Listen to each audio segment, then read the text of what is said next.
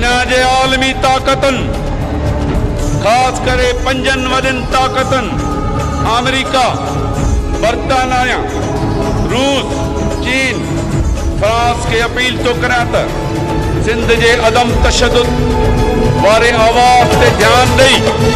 सिंध जे आज़ादी में मदद ऐं सहकार कयो वञे।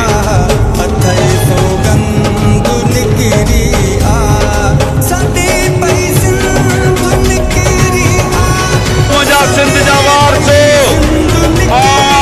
मार्फत लखें सिंधी माण्हुनि जे हिन किरोड़े माण्हुनि जे में जंहिंजी नज़र खुटे ई कोन थी सिंध जे आज़ादी जी चिटी वादे घुर कयां थो।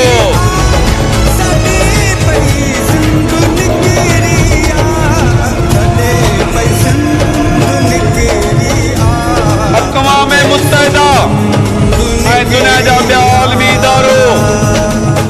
हिन पूरी दुनिया में अमुन ऐं इत्तिहाद ऐं तरक़ी जा खड़ा मुल्को ॾिसो ॾिसो ॾिसो ॾिसो अॼु साथी सिंध घुरे ही लखे सिंध जा किरोड़े मथे टोपी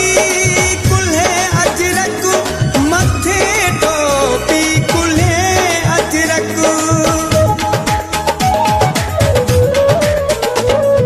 मथे टोपी कुल्हे अजरक मथे टोपी कुल्हे अजरक कुहाड़ी कंध निकिरी आ अथई सोगंध निकिरी आ सदे पैसंद निकिरी आ अथई सोगंद निकिरी आ सदे पैसंद निकिरी आ सदे पैसंद निकिरी आ सदे पैसंद निकिरी आ अथई सोगंद निकिरी आ।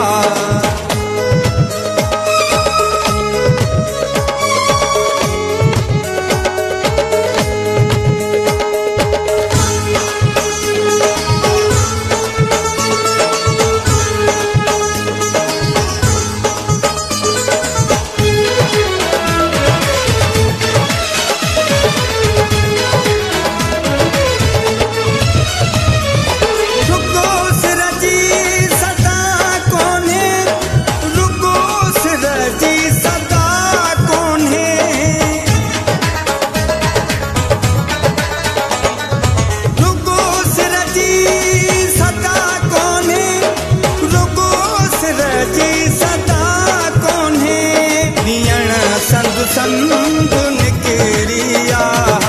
अथई सोगंद निकिरी आ सदे पैसंद निकिरी आ अथई सोगंद निकिरी आ सदे पैसंद निकिरी आ सदे पैसंद निकिरी आ सदे पैसंद निकिरी आ अथई सौगंध निकिरी आ। नारसाई अगर अपनी तकदीर थी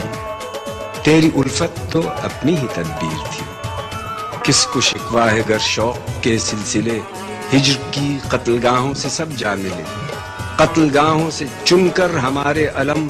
और निकलेंगे उस शाख के काफिले जिनकी राह तलब से हमारे कदम मुख्तसर कर चले दर्द के फासिले कर चले जिनकी खातिर जहांगीर हम जान गंवाकर तेरी दिलबरी का भरम हम जो तारीख राहों में मारे गए